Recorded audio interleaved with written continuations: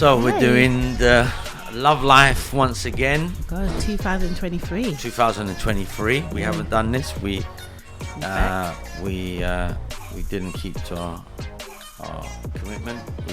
We promised we'd do it last year, but we were busy. Who was busy last year, guys? Busy. But yeah, a few people have been asking me, not hundreds of millions, but a few. Thousands? Thousands, no. Just a few people have asked to do it again. Yeah, so we'll do it. Yeah, absolutely. So, don't know, what do you want to talk about? What I would love us to start talking about is a theme that's really been on my heart that I want us to do for our marriage retreat this year, which is #StayMarried. And it's all about obviously marriages and devotion, and people that are not married probably can get some things out of it before they get married. So it's a theme that I think will help a lot of couples in their devotion and in their marriage and everything. And I've been reading these few articles and these book about marriages, and I think it really will be something good for us to talk about. What do you feel? Stay married. And this is what I read, and I feel this is very important. People plan for this beautiful occasion, but they don't really plan for their marriage. They're planning a wedding, but not planning a marriage. They're not planning a marriage. So they put the emphasis on they have to have this, they got to have this venue, they got this, and it's all well good, have a beautiful wedding. If you've got the money, you can afford it, that's fine. But it's almost like that's where it ends. It ends on the day. But then the big shock is after. What was you thinking? What was on your mind? Cast your mind back. Just the other 18. day, guys. This year will be 19 years, babe. We'll be married. I know. What was I thinking? I know. I have it tattooed on my brain. When was you married? What was the date? October. Yeah. The 4th. What? Are you joking me right now? You're joking. You're actually joking. Babe, you know the date. October the 3rd. Yeah, you do this all the time. I don't know what 4th. I think 4th is because we travelled. That's the day we went to our honeymoon. But it's like the 3rd doesn't seem to register. I don't know. Guys, help us. You know why? Why? What I thought was, is that because your birthday's on the 3rd. Yeah. So I always keep thinking it's not the same as your birthday. But it 3rd, is the same as your birthday. The 3rd, 3 is a powerful number, the Trinity. Remember that. That's a powerful number. I the remember 3rd. that. Anyway, There you go. I just so, feel. wives, forgive your husbands if he doesn't remember the date. That's fine. It doesn't mean that he doesn't love you. No. Does it? It doesn't mean that. I think, guys, it's not, again, your focus is, that's why you're a prime example. We focus more on our marriage. Yeah, you got to remember the day. It's nice to remember. It's good to let's have anniversary and everything. But it's more about the marriage, what we put into the marriage. What do you think when you see wives freak out if the husband doesn't, he doesn't do this next level thing on the anniversary? It's ridiculous. To me, I feel it's ridiculous because what is the point of having a grand gesture on this one day or anniversary, and throughout the whole time you don't invest in your marriage, you're not kind to one another, and then on the anniversary you expect, okay, I need to have an amazing day, because I feel because of this generation that we have to show people that we're having a good time. So we have to put on Instagram, or we have to show, me and my husband. There's many times we've done things, but I've never posted. I may put, like, if we go to New York, I might put 1 or 2 pictures, but it's not really. I want to be in the moment with us, because I think it's us. We need to share that moment. You think it's because of this Instagram generation? 100%. So you think 100%. So we could be like miserable. We're fighting. We're selfish towards. Not we do this, but I'm saying people could be like miserable, selfish. You don't speak. You don't love each other. There's no intimacy. There's nothing. It's cold. Intimacy. You don't. And then on that day, we're gonna go to a flash restaurant, take pictures, fireworks, and show everybody. Yeah.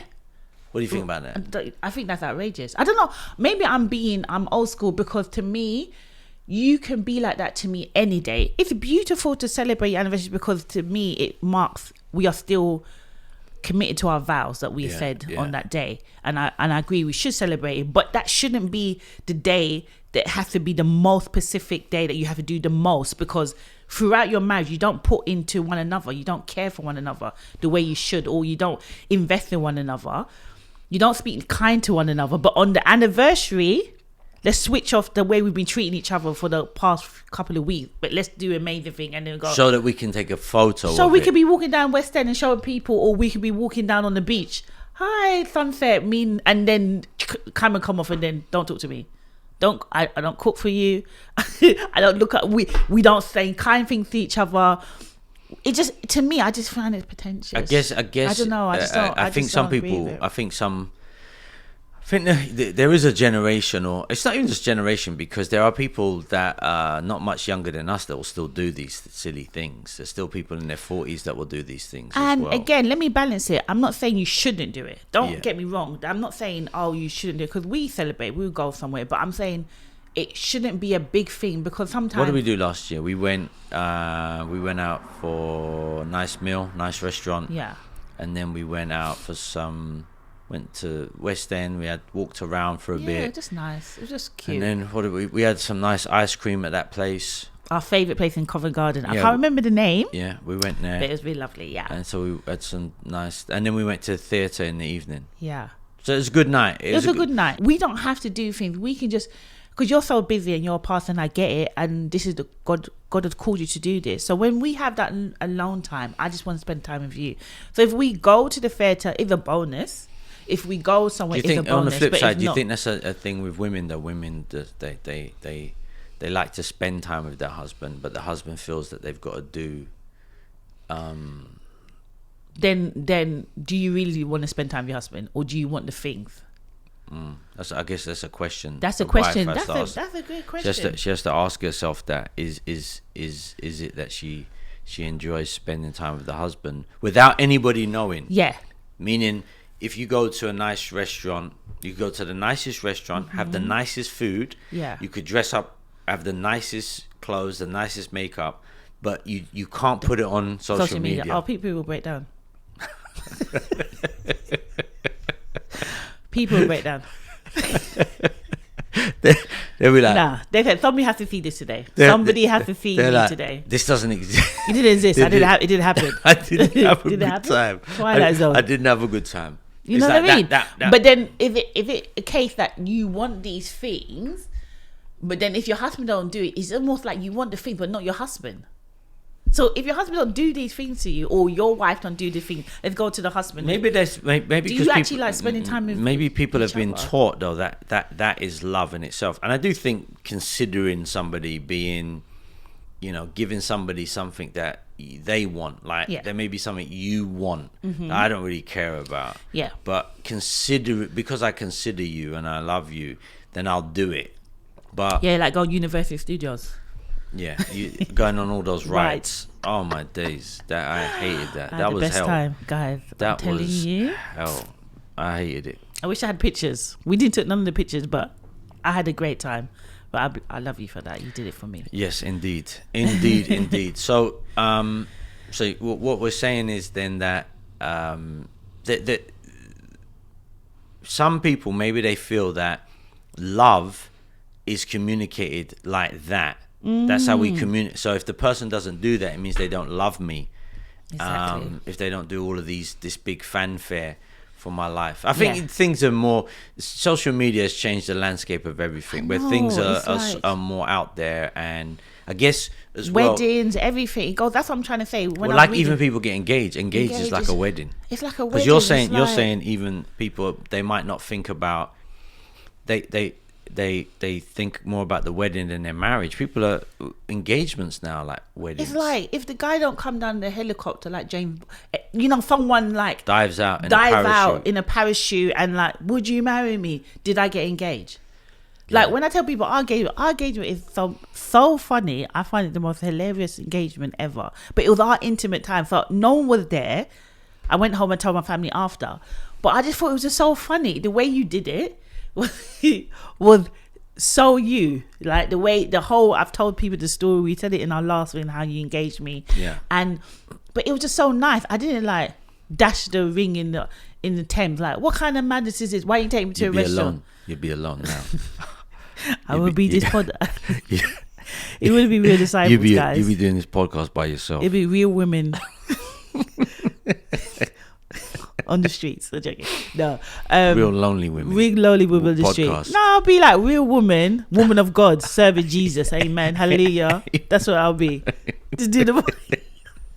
But do you know what I mean? Like, I feel like it was just so lovely. We didn't, and I'm not trying to be like, oh my gosh, if we do that, but I'm saying the expectation. I feel sorry for guys now, because I see it all the time on Instagram. These big, it's almost like a wedding engagement, and then so if you've done that for an engagement, you've got like the videographer, you got this and do this and what if a woman meets a man who doesn't have that type of money? Exactly. What happens to that guy? Is he not? Lovely guy. I remember someone telling us, we know who the person is, we won't say. So they told us that a family member was like, yeah, the type of guy I marry has to have this, he has to have that, he has to have this, he has to have that. And then she met this guy online who had this and had that, and she started dating him, and then she found out he had nothing. He was lying to her. Yeah, he was borrowing the car. Oh yeah, it was all things. So rental. So should not people be concerned more about the character and of the person rather than what they have? Yeah, because you can have, we not so much. We've had a fire in our house, so we've had things and we've had it and it's gone.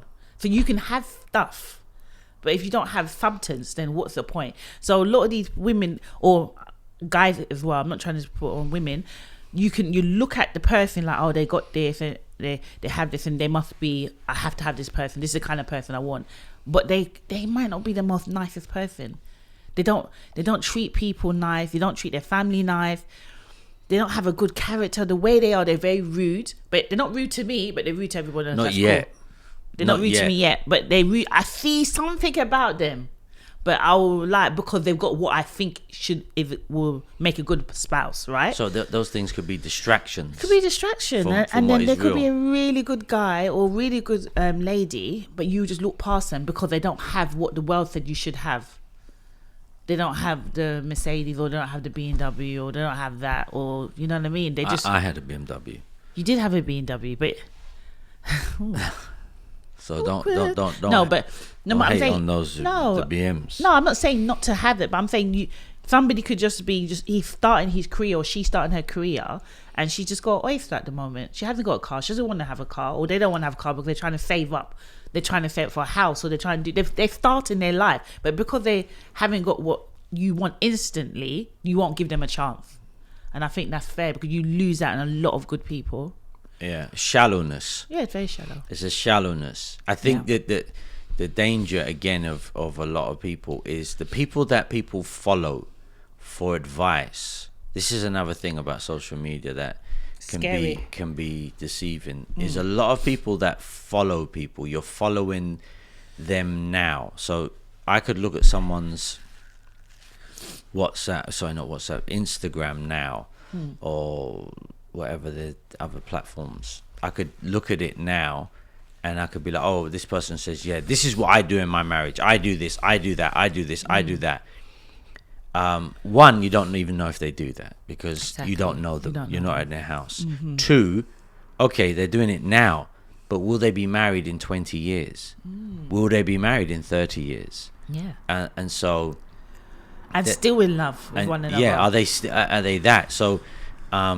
that's the other thing, that people could be following people because, you know, and the worst thing is sometimes you just see podcasts of a bunch of single men talking nonsense, or a bunch of single women talking nonsense. But they've never experienced it. Yeah, it's so if you want to be single and stupid, then follow that. But you're actually incorporating that into your marriage. And sometimes I can talk to people and I can see you've embodied something. You're too absorbing of things that there's no empirical evidence yet that's going to work. That we don't use that in any sense. We don't follow an aircraft. You don't get on a plane that we don't even know that it's ever flown. Yeah, or a pilot.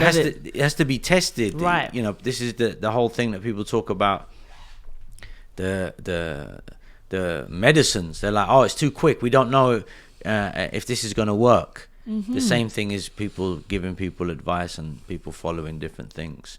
Yeah, so deep. Yeah, absolutely. So you're saying people focus on the wedding more than the marriage. Yes, and I think that's what we need to tell people. I always say, build a relationship, get to know that person. Don't just focus on the thing, because like, again, when we got engaged, we planned our wedding in 2.5 months. It was very quick, but God opened doors and we was able to find everything what we needed to do, because we just wanted to get married. If we was honest, I was thinking, by today's standard, our marriage would be maybe our wedding would be whack.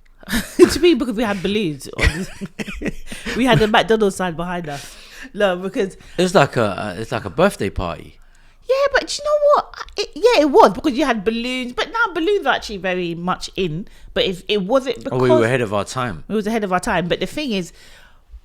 when I say whack, not that I look back on it and I think it's whack. No, I mean some people... Oh yeah, they will look at it like, this is not good. Yeah, they may look at that. We had over 300 people, right? Yeah. So we had just a big hall. Everyone was just there. We just worried about feeding everybody and having enough tables for everybody. That's all we cared about. And so we had all these people at the wedding. So, but by today's standard, that wedding could maybe be looked at as whack by some people. Absolutely. But by those same people, will they be happily married in 19 years' time? This is what I'm saying. The only thing, if my take back, not so much the decor, I wanted it, because I just loved the whole day. We were just having bare joke. I would have preferred a smaller wedding. That's the only thing I would have said. Like, I just don't think you need to invite. I guess back then the culture was everybody comes to you invite the whole church. You invite the whole church, and we have over 200 people in our church already, right? Yeah. And then you invite your friends and family. So that was the culture. That was the culture. Everybody invite everyone to their wedding. But there was also a reciprocal culture going on there, because everybody felt to help you though. Oh yeah. Because people would cook for you. Every people wedding would help. cooked. People kind of serve. Serve. Everybody pulled in. Yeah, that was definitely together. The culture. So there was, we're all gonna come, but we're all gonna chip in. Yeah. So it wasn't it's not the most aesthetic. No. But we all just came together and just celebrated. But it had a good vibe. It had a good vibe because we all celebrated. I'm not saying I didn't like the two, but the reason why I said the intimate is just because I didn't get to speak to everybody who was just up there. That's why, because there was so much people. But I did love the spirit behind it, because we all helped each other through everyone's wedding. I will serve at someone's wedding while I'll be cooking. Majority of the time, me and my sister and my cousin, we would just be cooking, and everybody else would be chipping in, cooking, serving, doing that. And it was just like, oh my gosh, who else is getting married? Let's try and help them. So there was less. I didn't care what I was wearing to the wedding. All I cared, I wanted to help that person have a good time at their wedding. There was a thing at the weddings back then where. So it was like, let's all come together and help the bride and groom. That's it. Have a people good time. Never had much money. People didn't have much the jobs, things weren't happening like that. And I think what can happen with prosperity, because people are a lot more prosperous now than before, and that's a good thing. It's progression. Absolutely. But we all have to learn that prosperity doesn't equal love. That you can't buy love. Oh, you can't buy love, because we know by you've seen celebrities that are multimillionaires and they can't even make marriage work. Yeah, they're not. It's not money. Who was it we was talking about the other day? We saw the woman when we were walking through the shopping mall. Jennifer Lopez. That's married multiple times. Yeah, I think 4th time. Ben Affleck is her husband now, but and Ben Affleck was married before. Before her. Yeah, they was engaged years ago in the early 2000s, I believe. And then they broke up and he married someone else. And then she went and married someone else. And then now they're back together and they're married. Yeah, so we realize money and fame and beauty and whatever they've got does not equate love. Not long term. Not long term. And that's another thing. There's being married a year, 2 years, 3 years. Oh, yeah, we've got this. Okay, great. We want to see 10, 20, 30. You think of someone like Pastor Mitchell. Yeah. All the way, literally, he loved her till she died. Yeah, he loved his whole life. Yep, literally. Those two they stuck till together, death do us part. Right. Till death do us part. And those are the people I look up to. I look up to that. I look up to not I see people post people's weddings and all that, celebrities that you don't know them. They post That's another sermon. That's another thing. God bless I know. you. You post God it, bless you. but then you don't know nothing about them. They but don't know you. They don't know you. They never can see your page. Get some friends. God bless you. Anyway, let's. But do you see what I mean? Like, you post them, but it's almost because it looks good. They just look amazing. Look at the way they did that. Oh my gosh, I have to post it. I'm really celebrating love. But then, does it last? If it lasts, when I see people that have been 50 years and you hear these people when they speak, they give me wisdom. I'm like, these people have seen things. They know how to not dash people away, because this generation is like, oh, it's not working, I'm gonna dash you away. Those people know how to, even though we are going through hard times, or we may not disagree, we're gonna work it through. We're gonna work this through this. But people's like, no, I don't want to work it through. I can't work it. No, it's on to the next. And I think this is what is so sad when you see breakdown in marriages, and in Christian marriages as well. So yeah, I think like you said, you focus so much on the wedding, you didn't focus on the marriage. You didn't think about the marriage. Most girls, they imagine their wedding day right up to the altar, and that's how far it goes. They don't think of, how am I going to be a good wife, how am I going to serve, like the couple don't know, how are we going to serve one another. It's just up to the altar. I walk down, that's the wedding. But no, it's marriage. How am I gonna love one another? How am I gonna serve? And I think that's what a lot of people, they don't think about that. They don't really process that, and then they get a big shock when they're married. They're like, oh, I supposed to do what? And then the clashes start happening. Then you're not thinking beyond that. So what should people be thinking about beyond that? How to serve. Like, I think the best advice people gave me, my mum gave me, serve. My mum was very much that'd be like a swear word today. When people say that, like, for the husband, why should the husband serve the wife? Why should the wife serve the husband? I think it's a me marriage, not a we marriage. My mum's gave me the best of it. She never, obviously her marriage and my dad never,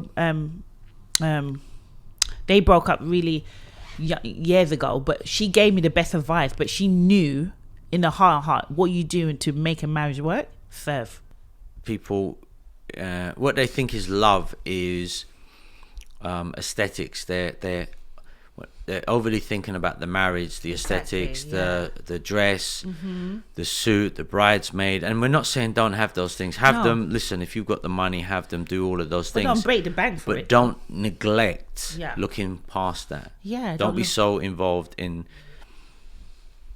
the aesthetics of it, that you're not thinking about the next, because you think most people are getting married in their 20s in church anyway. I got married in my 20s. Some in their 30s, but if they have long life and the Lord tarries, you think 30, so you've got, like, say 20, so you say 30, 40, 50, 60, 70, 80. People can easily live into their 80s. That's like another 60 years. With that person. You're focusing on so much on one day, you haven't thought about the next 60 years. And you sometimes even get in arguments of the day. So tensions, I mean. What do you mean? Like, people get in arguments because they want to spend this, or they push for this for their wedding. The argument over the day. Oh, you mean they argue about weddings and stuff like that? Doesn't really. People eat bridezillas. But people don't remember. 99%. I can't remember half people's wedding. I cannot remember, me as a man, I'll just say this, I cannot remember one dress. I cannot remember suits. No. I cannot remember food. No. I barely remember halls. So it's no point getting into a beef or getting into you think so when you're planning this thing, you think everybody's going to see it and the way you want it, and remember it, and it's going to. Most people don't. No one they don't. They ate your food. They ate your cake. They came and had a good time. They're happy for you. That's the thing. We're celebrating with you. We're celebrating with you. Absolutely. We're happy for you.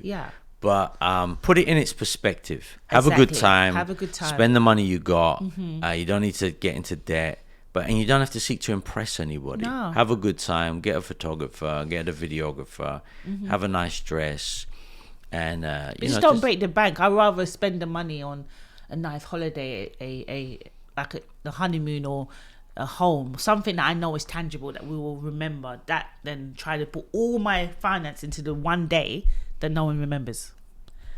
Because I think after the big day, like I wrote this down, like after the big day, there's a long life, and that's the relationship with each other. What does it matter at the end of the day how your wedding appeals to other people than your spouse? You have to think of the longevity of your marriage. What at the end of the day, what does it matter what people thought the wedding was if your spouse and you don't have a good relationship and a good marriage to start off with anyway? So while you're dating, you need to be focusing on the life after the wedding. Yeah. What is my marriage going to be like? What is this person going to be good for marriage? Yeah, couples are just more focused on the details of the wedding. It's like room for planning their marriage. Yeah. There's no room for planning their marriage. They're planning their wedding, not their marriage. They're not planning their marriage. Yeah. They're planning their wedding. Yeah. And I thought that was really... So you said before a list of things that you think people... Yeah, I think people can look into while they're... to think about. Usually you have a list of when you're doing a wedding, you have a list. I go get the car, I go get the cake, I go get the dress, I go get the whole... Yeah. But what about your list for your marriage? Exactly. I think this would be a good time, like, talk about books you're reading about marriages. Yeah. Like, I think a lot of people don't read enough books about marriages, that people that are successful Christian marriages, what do they say about marriage? I've just finished a book that I liked. It's is it Tim Keller and The Meaning of Marriage? I believe it was. That's good. Tim Keller. So talk about money. I think that's a big thing people need to talk about. Yep. Talk about church, meaning what's your spiritual aspiration, like what is your goal? Because some people you don't really talk about this, and maybe the guy's like, really I want to get sent out, or I want to do something for God, but in the whole time you was with that person, you never spoke about anything spiritual. What is your... It's just us. Yeah, some people, and I guess maybe we can talk about this on another podcast in depth, but some people, they think once I marry that person out, they'll become more spiritual. Spirituality takes time. Yeah. And if they're not spiritual single, marriage doesn't make them more spiritual. Yeah. Many times it can make it harder. Yeah. Because you need now to serve as well as on. You now have to serve. Every Christian has to serve. Mm-hmm. So people that come to church and they struggle with church because they struggle with serving. Exactly. That's where we struggle with church, because church is about serving one another, encouraging, humility. Right. So you struggle with that. So if you're struggling with it at the baby level, how are you going to do it at the accelerated level? How are you going to do it for one another? If you can't get a GCSE, how are you going to get a master's? Mm-hmm. And marriage takes masterclass serving. 100%. You're now PhD, daily. Master of a level of serving. Mm-hmm. That's the only way marriage works. Yeah, that you serve at that level. Yeah. And so if someone is struggling, I think you got to. It's good to talk about their spiritual health and vitality. Yeah. Talk about what's your view about divorce. Meaning, I'm not for divorce. What is your view? Because sometimes, reason why I wrote that down, because some people may have come from a marriage, a home that's been divorced, and somebody may come from a marriage that their mum and dad still together. So you may see, it may be in your mind all the time, is this person ever going to divorce me? Or da-da-da-da. What do you really think about that? As a Christian, do you ever... That should never come out of our mouth. Never come out We've never spoke. We've no never matter how said it. Frustrated we've ever been with one, we've never said, I wish I'd never married you, I'm going to divorce. That's never come out of our mouth. We've never said, I wish I didn't marry you. No. We've never said, I've made a mistake. No. We've never said, I regretted this. No. We've got angry and frustrated with one another. Yeah, it's human emotions, 100%. But we've never regretted marriage. We've just said, this is just something that's frustrating, and let me just go chill. And then we just work it out, because we both come from a home that we didn't grow up with our mum and dads.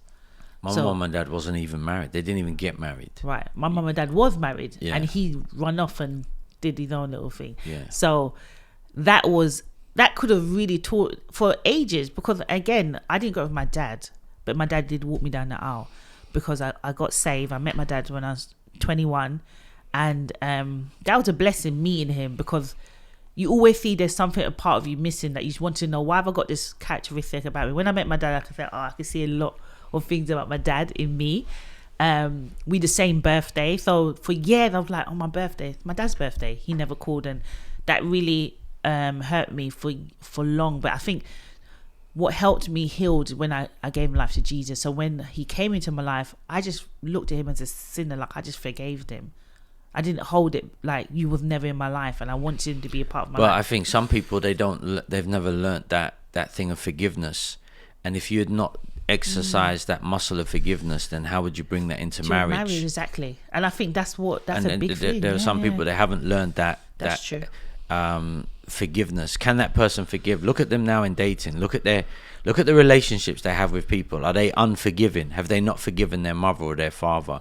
And I know some people have gone through horrific things, situations, and maybe people, maybe there's been abuse, maybe, and we're not saying that you let these people back in your life and they have to do all of that. You have to measure that with wisdom and prayer and wise counsel. Exactly. But you have to forgive. You got to forgive, and I forgave my dad, and I love my dad. You see me and my dad, like, you would never thought we've been together. We may not have the most closest relationship, but I genuinely love my dad. And I think if someone can't forgive, and you see that in dating, I would say, listen, we need to pray about this. Yeah. You need to work on that, because that's going to play out in your marriage. That plays 100%. out because it's bitterness, and human beings are complete. You can't compartmentalize human beings. It bleeds it from one thing, it bleeds into another thing. It always comes out in the end of the day, and so you got to deal with that now if you're someone and if you're dating someone and you realize you haven't forgiven people, you need to bring that before God and say, God, help me to forgive, because you're exercising a muscle. You're going to need a lot of it in marriage. Long suffering, the Bible says. Long suffering, forgiveness. And that's what love is. Love is long suffering. Yeah, absolutely. And I think that's what's helped me with us, like helped us in our relationship, really, because I'm so forgiving. Yeah, you're so forgiving. So patient. I just can't, like, I literally, when people say they don't talk to each other for days and they're in the house and it's just silent, to me, I probably will start crying. I couldn't live in that environment. Like, I may be quite familiar and like, okay, I'm coming back to you. I may be stubborn and like, all right, babe, I'm sorry, I should, whatever. But I just can't, I wouldn't be able to hold it for hours and just not talking to you. You're in the house, I'm just me and you. No. I don't want that in my home. I don't want that environment. I could do it though. If I wasn't saved, I could do it. Really? Oh yeah, easily. I think because you were the lonely child as well. It's my personality. It's a defect. Your sister was 10 years younger than you. I can. Once I have a stubborn nature to me. So once, if people do me wrong, I could cut them off easy. Before I became a Christian, I could cut them off easy. I find it difficult, very difficult. Yeah, no, so even when people be rude, I can see when people are being rude to me, but I overlook it, and I just give people the benefit that, like, you're just having a bad day. Yeah, part of that is a personality, and part of that is maturity. Yeah, different people have a different personality type. Fights, like, how do you resolve fights or arguments? Are we gonna just like?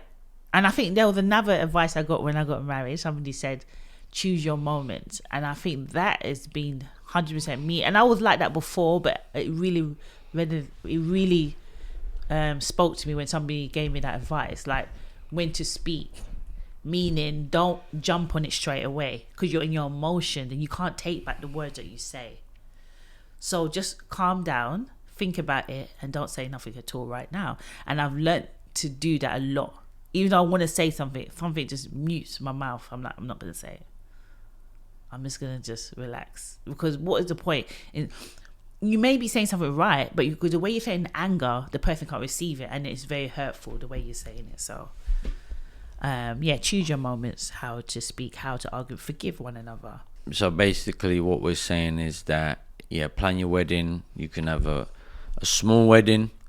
You can have a big wedding, like you're the royal family, but don't go into depths with it. Don't go into debt. Yeah. But also focus on your marriage. Yeah. Like focus on past the altar.